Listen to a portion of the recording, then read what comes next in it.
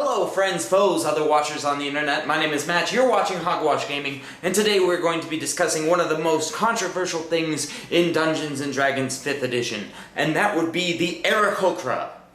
Why is it controversial? Well, besides the hard thing about not being able to spell their name, or if we're actually saying it right, they can fly. And why is this a big deal? Well, flying is something that not many other characters can do at first level, and this can throw some wrenches into works of Dungeon Master's plans, and they get really angry about that. And I don't know what that's like, because I've never planned a D&D session that went astray from my plans. No, anyway, so the arguments are that because these characters can fly, they can do a variety of things that mess with normal gameplay. Keep in mind that I'm using the first level character as my cover-all statement, because a lot of other characters can do all of these things, they just aren't first level. Flying makes it really hard for these characters to be hit by anything that doesn't have a ranged attack and can't fly itself. This makes a lot of encounters kind of pointless if you've got a flying character who can shoot at things that can't reach them. Another thing that people worry about is traps kind of get left behind because aarakocra just fly right over them. The third argument I've heard is it's way overpowered to have a creature that can pick up another creature, fly 500 feet up in the air, and then drop them. And the fourth argument, and probably the most popular argument that I've heard, is the fact that it kind of forces the GM to have to aarakocra-proof their campaigns. I've heard all of these arguments, I understand all these arguments, and I disagree with all of these arguments. And before you nail me to the wall, I am going to show you why I am not afraid of aarakocra, and I don't think you should be. So let's address the first argument, that these characters shouldn't exist because they can fly and therefore are out of range of their enemies. First off, I want to say that flying is a legitimate strategy for self-preservation. I mean, birds have been doing it for a long time. But it does very little to help other characters. D&D is a team game, and sure, yeah, you're flying up in the air, the wild boar pack isn't going to rip you to shreds, but the VIP NPC that you're trying to get to the king's castle is going to get ripped to shreds because you're way up there and they are down with the boars, and you can't distract the boars because they can't reach you, so they're going to go after what they can reach. And that's okay, that is a perfectly good tactic. I mean, there are a lot of builds that say, okay, you guys go there, I'll stay back here and provide, you know, spells and arrows and stuff. You guys just tank it for me. So that exists. But just because a character can stay out of range more effectively doesn't break the game, it just makes that character good in certain situations. Now, if you really want to ban a race for being something that stays away from the battle and can just harass from a distance, then go after the tabaxi. These guys can run faster in one turn than an aarakocra can fly, and an aarakocra can fly 50 feet per turn, and the tabaxi can run faster than that in one turn. And that's not dashing either. Both of them, if they dash, the aarakocra can get about 100 feet if they're just dashing while flying, and the tabaxi can get 120 feet while dashing. So if you're worried about someone being able to outrun your enemies, then the tabaxi has you beat by at least 20 feet. And that's not even the monk variation, which would allow them to make an attack afterwards. Another thing that tabaxi can do that aarakocra cannot do is see in the dark. That's right, aarakocra do not have dark vision, but tabaxi do. So at night, flight will do you no good because you will run into a tree, you won't be able to see anything except what's near your campfire. Meanwhile, all your enemies who have dark vision, like goblins and stuff, can just pepper you out of the sky and you don't know where these arrows are coming from. So basically, Tabaxi are better than aarakocra in the manner of mobility. I mean, Tabaxi have a few more limitations as far as like flying is concerned, but they're really fast and they can stay out of any fight that you throw at them.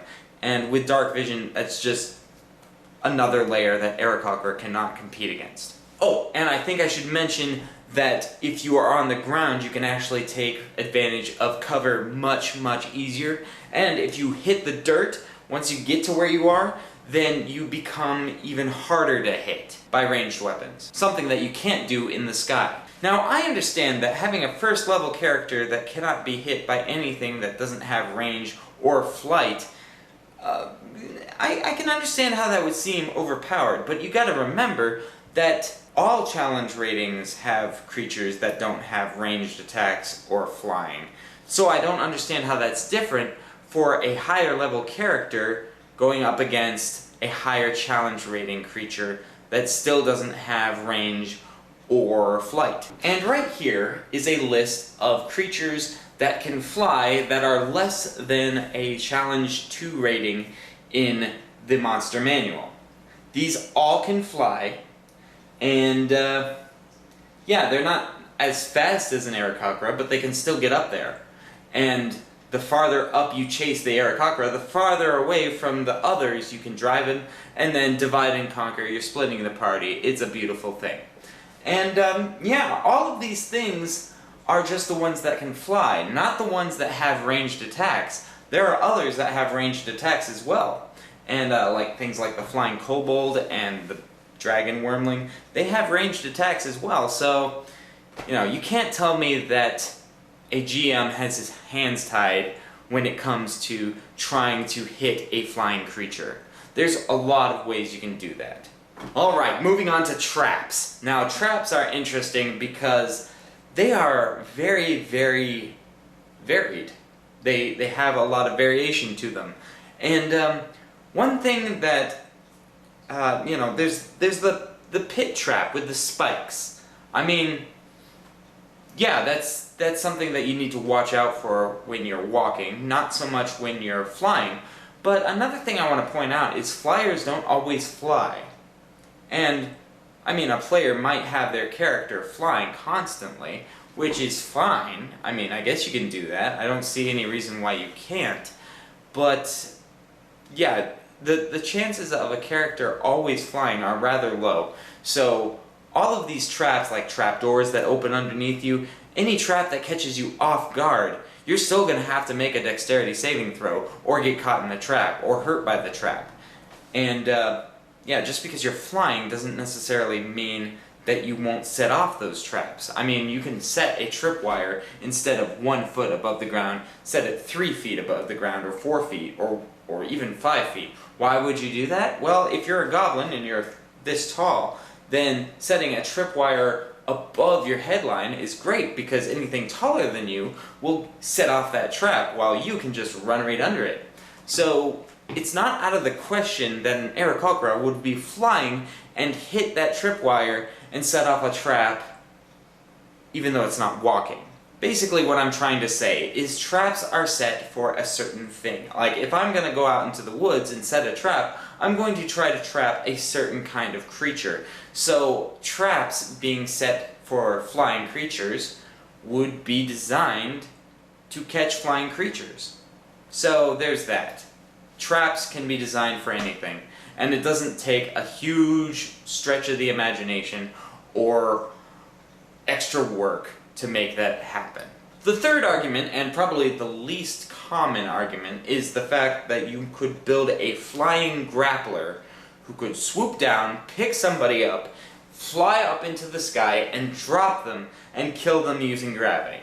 Now, this is totally legit. You could do this.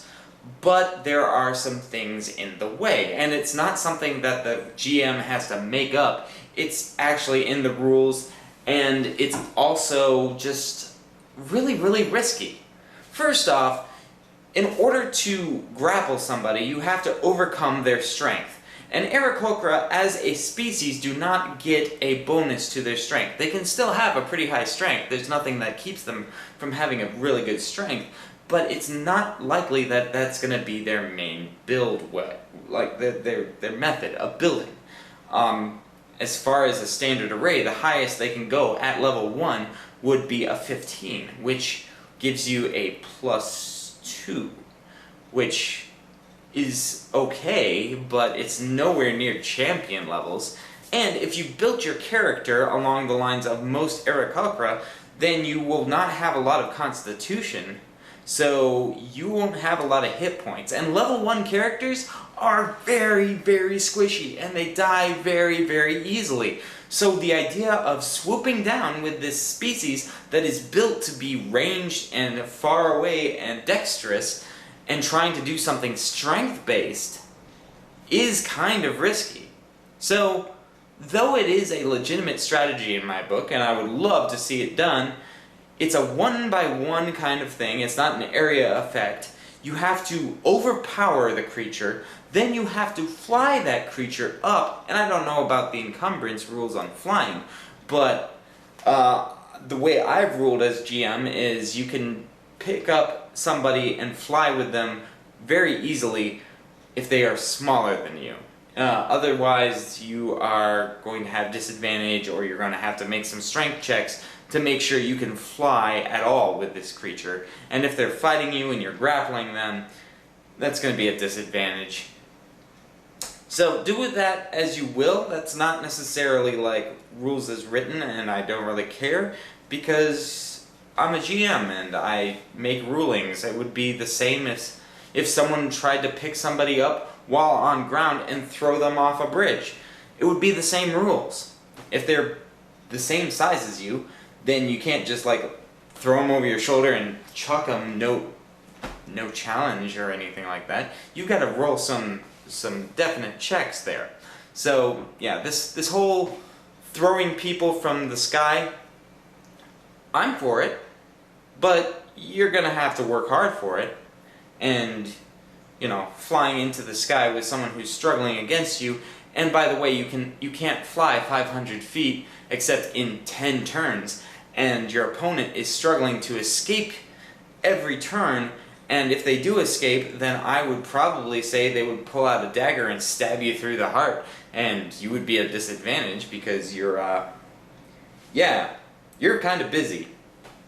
Anyway, moving on. The fourth complaint, and the most popular complaint, is aarakocra, because of their abilities that no one else has, makes planning for DMs harder, and no one should have to plan a campaign with a certain character in mind to outdo that character in some way. Now, I understand the heart behind this, because people are very proud of their work, and they want to make things like cliffs be something that's a challenge, and they want to make things like towers something that you have to fight through as you go up, and I get that. And as I pointed out before, you can make a little tweak here and there and make something like a combat, or a trap, or an encounter, or a challenge, something that keeps the aarakocra limited. You know, it sees how they work, and it works against them to keep them in check, because that's what's important as a GM. But why should the GM do that? Why should they change all their plans to counter one character? And my answer is, they don't have to. I've never had to proof a campaign against a creature that had a special ability. And I understand flying is a big one, but let's take water breathing and swim speeds for the water genasi and the triton. I could plan this great campaign with this scenario where they have to go down into the depths and find a shipwreck, and they have to find treasure in that shipwreck. All the while, they have to find some way to keep breathing. And these tritons and water genasi, they're like, what's different? This is my home place. I can swim faster than anyone around here. I don't have to breathe because I'm breathing water. It's no big deal. How is that less broken than flying? But that's kind of my point. We don't take those abilities into account when we're planning our adventures. We just say, oh, that's cool, you can do that. We don't make things that take away the luck from halflings. We don't take away the sleep resistance of elves. We don't make poisons for dwarves that kill dwarves especially because they're typically resistant to poison. We just let people have their abilities and let them have a time to shine because they have an ability that is useful. And this is why I don't fear having an aarakocra player in my campaign. Because take away their flight in any situation and they're actually a little subpar as far as races go. They only have flight. That's basically it. And talents. Whoop-de-doo. So to wrap it all up, flying characters are awesome. They can fly, so they have higher mobility. They can scout really well because they can fly really high and see everything. And they have lots of nifty tricks to stay out of the reach of enemies. Which is great, except for the fact that there are enemies that can fly, and there are places where flying isn't an option. In other words, dragons and dungeons. It's in the name of the game. Now, if you want to have a campaign that's totally open fields or open ocean, that's great. Just remember they don't have dark vision. That's my thing. That's my thing. I was so surprised when they didn't have dark vision, and that's a totally great balance. Because nighttime is when you kill bird people. That's when it happens. They can't fly away. They can't see you coming. You just take them out at night. And until next time, this is Hogwash over and out. I'll catch you later.